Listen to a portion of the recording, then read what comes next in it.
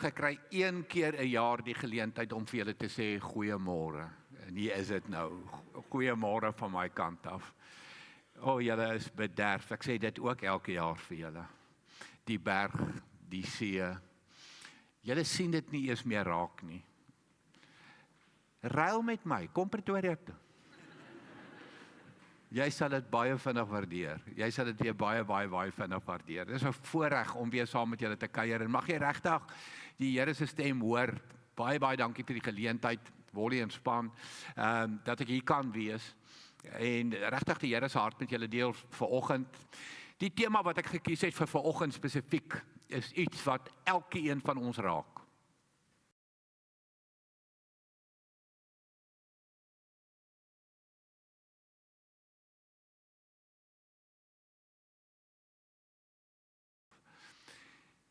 Dink aan Sagaria, die pa van Johannes die Doper, wat op 'n redelike bejaarde ouderdom hoor dat hy gaan 'n seun kry, en sy vrou, Elisabeth, wat dit kan nie wees nie. En onmiddellik as jy aan hulle dink jy aan Abraham, en jy dink aan Sarah, en al die twyfel wat daarmee gepaard gaan. Die Bybel is vol hiervan. Dink aan die disippels, Petrus, op die water. Hulle sit in 'n boot, hier kom iemand aangeloop, dis 'n spook. Hulle mis Jesus. Hoor die twyfel, hoor die onsekerheid. Mense, ons leef in 'n onvolmaakte wêreld, ons leef in 'n seer wêreld, ons leef in 'n onseker wêreld. En daarom is twyfel deel van die lewe. Dis nie noodwendig 'n vloekwoord nie. En 2 belangrike goed, wat ek vir jou wil sê, belangrike waarhede uit twyfel uit. Twyfel nommer 1 is iets heeltemal anders as ongeloof. Twyfel en ongeloof is nie sinonieme nie. En dan, hier is die goeie nuus. In tye van jou twyfel en my hoekoms en my waaroms en my onsekerhede en my pyn en my verkeerde keuses. God bly geduldig en hy bly propvol, oorvol, omgee en empatie met jou. Dit verander nie in daai oomblik nie. En daarom wil ek vir jou die volgende sê. Nommer 1, daar's 4 goedjies. Moet nooit in 'n tyd van twyfel dink God straf my nie. Hier gebeur iets slegs, onseker, seer. Ek verdien dit. Want ek het weer dit verkeerd gedoen en daai verkeerde keuse, God straf my. Ek presteer nie goed genoeg nie. In God se oë nie. Daarom kom hy my by. Ons het 'n totale skewe prentjie van God in ons tye van twyfel. Ek kan jou uitdaag. In jou tye van twyfel, moenie stil bly nie. Praat daaroor. Ek hoor die uitnodiging. Bring dit kerk toe. Ja, maar niemand hier twyfel nie. Kyk hoe lyk almal. Niemand hier twyfel ooit nie. Hier is ons, twyfel is ons 'n teken van swakheid. Nee mense, 100% of believers. 100% of believers. Sluit elke een, soos ons hier sit met ons vroom Sondag gesiggies. Sluit elke een van ons in. Praat oor jou twyfel. Moenie dink, dit maak jou 'n swak Christen. Wanneer jy twyfel nie. 'n derde ding wat ons baie goed mee is wanneer ons twyfel, is ons kruip weg vir die Here. Mense gaan vra vir Adam en Eva op wegkruipertjie met die Here. Gaan vra vir hulle. Wat het gebeur net na die sondeval? Hulle kruip weg vir God. 1, 2, 3 blok myself. Jy kan nie vir God wegkruip nie. Maar weet julle wat gebeur in 'n tyd van twyfel? Die wegkruip is, ek kan nie naby die Bybel kom nie. Ek is nie werd om die Bybel te lees nie, want ek is mos nou hierdie swak Christen, met my onsekerheid en met my hoekoms en met my waaroms, wat half God se teenwoordigheid bevraagteken, so ek bly weg van die Bybel af. Bid, ek dink nie eens daaraan nie. Ek wil net vir jou sê, jy speel presies in die hande van die vyand, die wat steelslag gaan uitroei. Dis presies wat hy wil hê. Hy wil jou wegvat van God af. Hy wil jou wegvat van sy woord af. Hy wil jou wegvat van kommunikasie met God af. Daai wegkruipertjie werk nie. En dan voel ons in tyd van twyfel baie keer verdwaal. Nou mense, ek het vir jou baie goeie nuus. Daar's nou een ding in my lewe wat ek geleer het rondom verdwaal. Daar's 'n geheim in die lewe. Wanneer jy verdwaal voel, bly net by Jesus. Hoor mooi, bly net by Jesus. Hoekom? Want hy is die pad. Verdwaal beteken ek soek die pad. Hoe kom ek terug op die pad? Bly by Jesus. Ek is die weg, ek is die waarheid en ek is die lewe. Hy is die pad. Jy hoef nie die pad te soek nie. Die pad is 'n persoon. En dis juis hoekom jy nie moet wegkruip van hierdie persoon nie, want dan gaan jy verdwaal voel. So as jy twyfel verkeerd hanteer, dis mos die inding vandag in Suid-Afrika en in die wêreld dat gelowiges hulle geloof verloor. En van hulle skryf nog boeke ook daaroor. Mense, ek wil nou vir jou sê, die groot uitdaging in vandag se lewe is om geloof te behou en dan die boek daaroor te skryf. Omdat twyfel 'n gegewe is in hierdie lewe. Baie maklik om in 'n swaar tyd en 'n moeilike tyd en 'n tyd van twyfel geloof te verloor, jou rug op God te draai en weg te stap. En dit tog publiek te maak ook en vir almal te vertel van hierdie verskriklike God. Elkeen van ons sit hier met ons stories van verdwaal. Elkeen van ons sit hier met ons stories van pyn en onsekerheid en twyfel en verkeerde keuses ensovoort ensovoort. Elkeen van ons.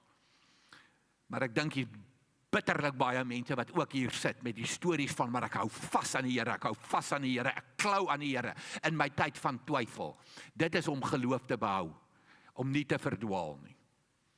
Nou kry Rochelle, geestelike leier vir wie ek baie respek het, help ons baie.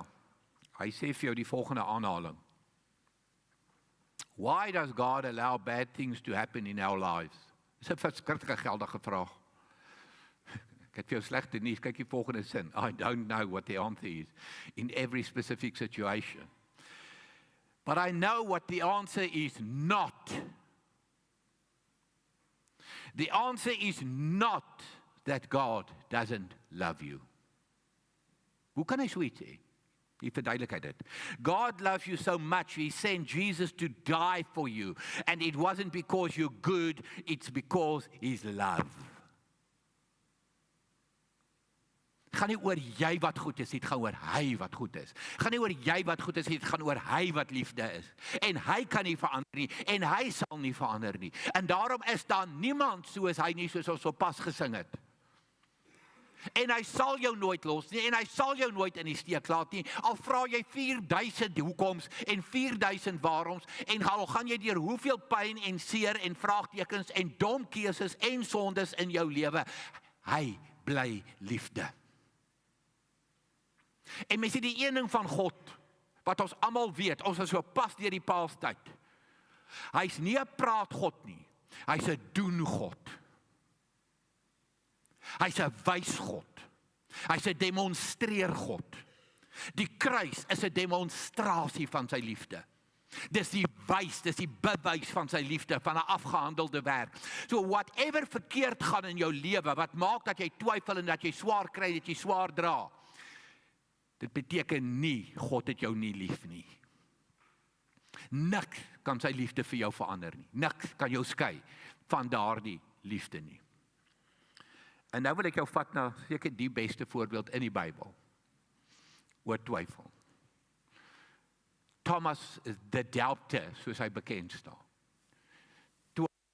Die twyfelaar.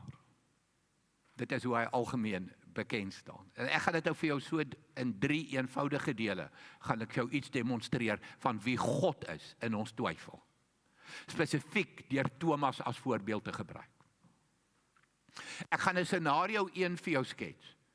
Nadat Jesus uit die dood uit opgestaan het, toe verskyn hy vir die eerste keer, dis scenario 1, aan sy disippels. Dan staan so 'n oorbruggingsvers, wat ek wil gebruik, so tussenin vers op pad na scenario 2 toe. Scenario 2 verskyn hy weer aan sy disippels. Nou, wat is die verskil tussen scenario 1 en scenario 2? Jy gaan dit nou gou agterkom. Goed, kom ons gaan na scenario 1 toe. Jesus het opgestaan uit die dood, sy disippels weet dit nie, hulle was nie by die kruis nie, almal behalwe Johannes was by die kruis gewees, en hulle het weggekruip want hulle is bang. So, hy verskyn aan 10 disippels, dis scenario 1, belangrik, die 10, wie's nie daar nie? Ons weet, Judas leef nie meer nie, Judas het sy eie lewe geneem, Judas is nie daar nie, en Thomas is nie daar nie. So, dis waar Thomas in hierdie verhaal inkom. Lees saam met my. Daardie Sondag aand was die disippels bymekaar. Alhoewel die deure gesluit was, hierdie is belangrik, alhoewel die deure gesluit was, omdat hulle bang was vir die Jode, het Jesus gekom en tussen hulle gaan staan en vir hulle gesê, vrede vir julle. En nadat hy dit gesê het, wys hy sy hande en sy sy vir hulle. Die disippels was baie bly toe hulle die Here sien. Daai wys het vir hulle gewys, dis die Jesus van die kruis. Dis ons Here, dis ons Jesus. Die disippels was baie bly toe hulle die Here sien. Vrede vir julle, sê hy weer vir hulle, 'n tweede keer. Vrede vir julle. Nou mense, ek wil nou vir jou een ding baie mooi vertel. Hier is hierdie disippels agter geslote deure. Dis gesluit. En dis mure. En die volgende oomblik breek Jesus deur mure. En hy kom deur geslote deure. En hy kom staan in hulle midde. Nou, gelukkig nou, was dit nou nie Johan wat daar gaan staan het nie. Want hierdie disippels het Jesus gedrop. Hulle het toe hy gevange geneem is, weggehardloop. Forrest Gump. Run, Forrest, run. Die disippels op hulle vinnigste dae gat hulle. Weg van Jesus af. In die tuin van Getsemane, toe hy bloed, sweet en angs, doodsbenoud is die woorde wat gebruik word in die Bybel. Toe vra hy 3 van hulle, ek kan nie dit alleen doen nie, kom bid saam met my. Toe hy by hulle kom, toe lê hulle in slaap. So ek wil nou vir jou sê, nou ek was wat nou hier by hulle gestaan het ek nou vir hulle die preek van hulle lewe gegee. En vir hulle baie mooi vertel wat ek dink van hulle. Wat doen Jesus? Vrede vir julle. Vrede vir julle. Wat jy kan vertaal met my liefde vir jou, my genade vir jou, my omgee vir jou,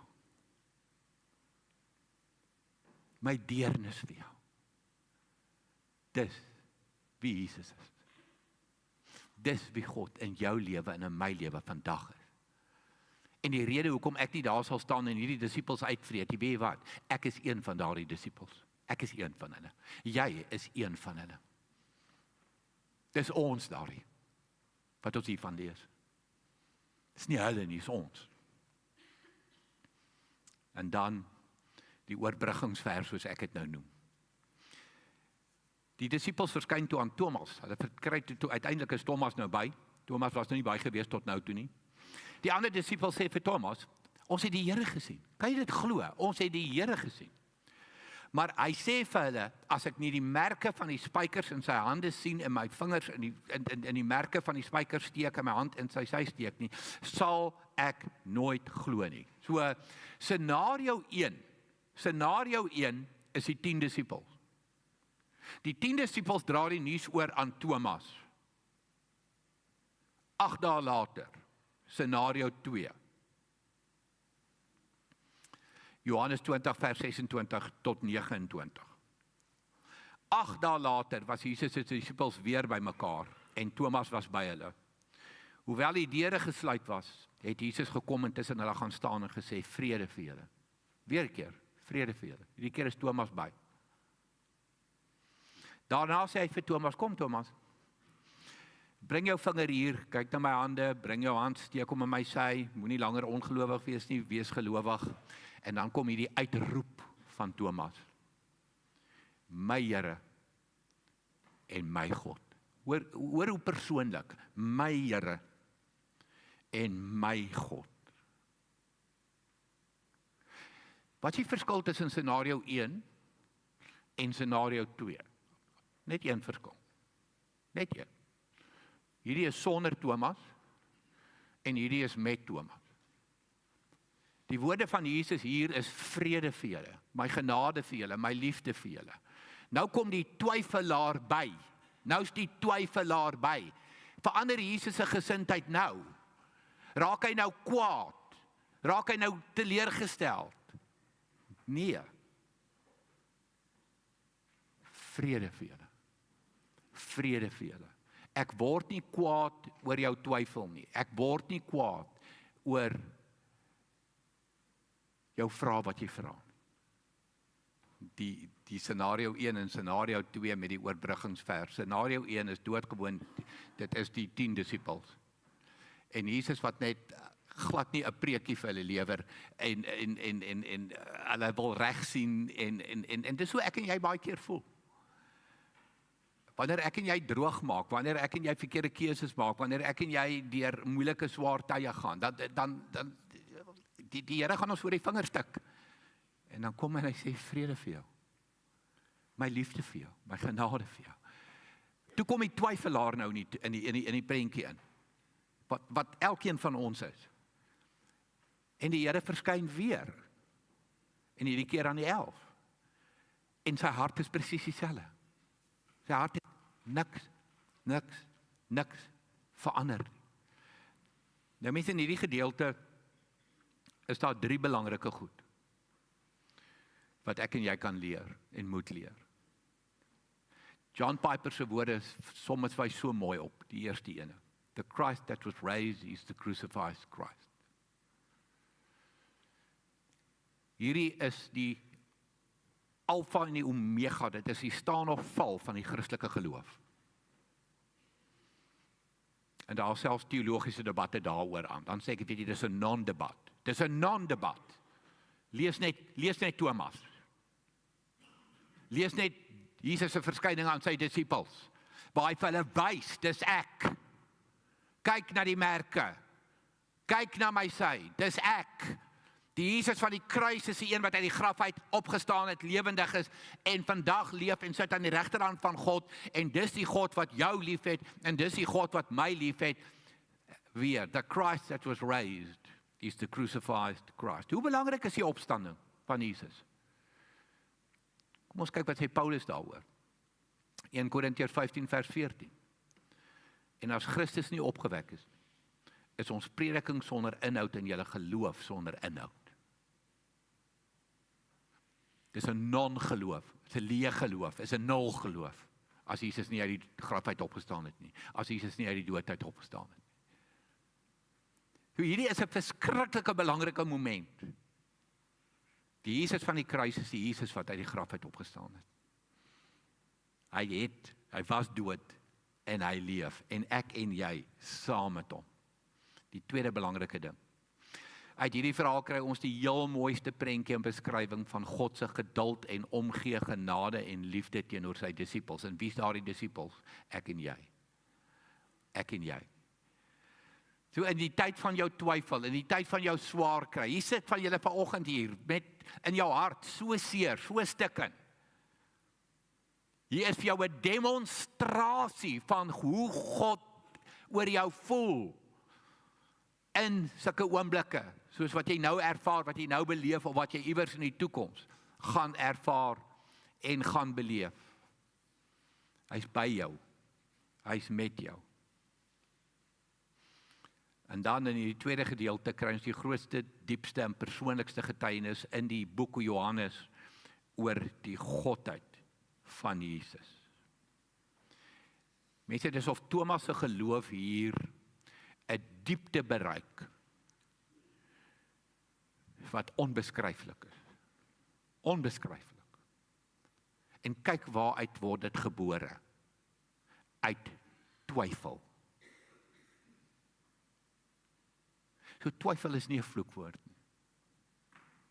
God verstaan jou twyfel. Hy verstaan jou mens wees. Hy verstaan die wêreld wat jy in leef, die wêreld wat ek in leef. Hy verstaan jou omstandighede en hy wys nie vinger nie.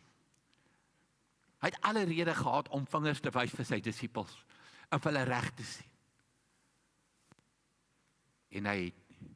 En toe kom die twyfelaar by, en weer, vrede vir julle. Bly lief vir jou. Ek bly by jou, my genade vir jou. En dan kom die Heilige Gees en neem beheer. Want geen bekering is moontlik sonder 'n ingryping, 'n goddelike ingryping van die Gees van God nie. En dis wat in hierdie moment met Thomas gebeur. Nee, Thomas het nie sy vingers gaan insteek en sy hand gaan insteek in Jesus se sy. Hy het dit nie gedoen nie. Die Gees het net daar beheer geneem en hy het net besef, hierdie is die opgestane Jesus. En toe die volgende woorde, my Here en my God. En hier is die belangrike van die boodskap. Kan ek en jy dit sê?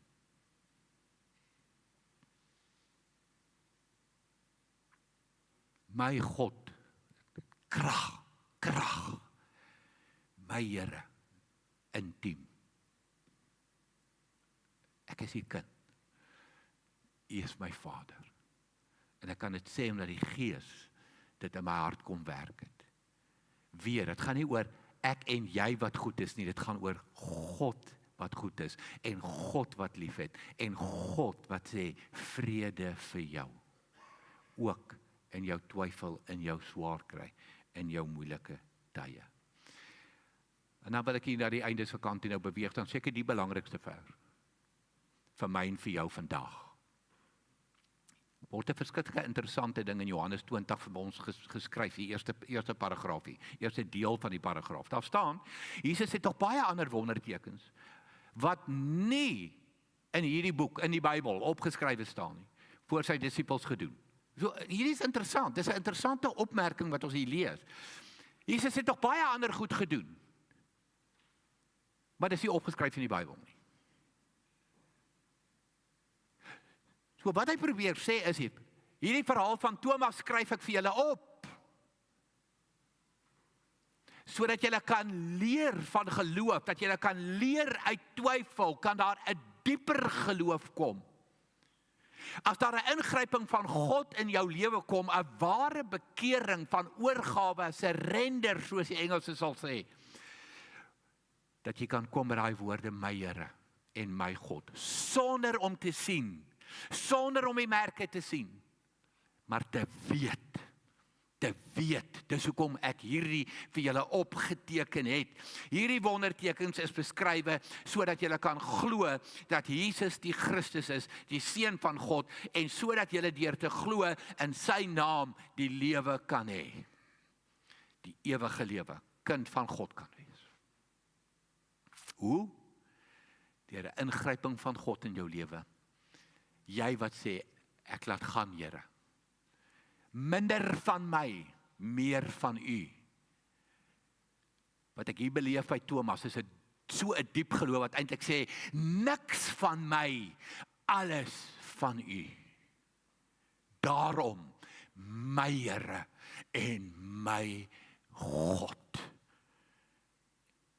En wat is die geboortegrond van daardie woorde? Twyfel. So mag vanoggend jou help. Prakties, hande en voete in jou lewe. Dat jy in jou onsekerheid en seer en sonde kan toelaat dat die Heilige Gees net kom beheer neem in jou lewe. Dat jy net op daai plek kan kom wat jy kan sê, my Here en my God.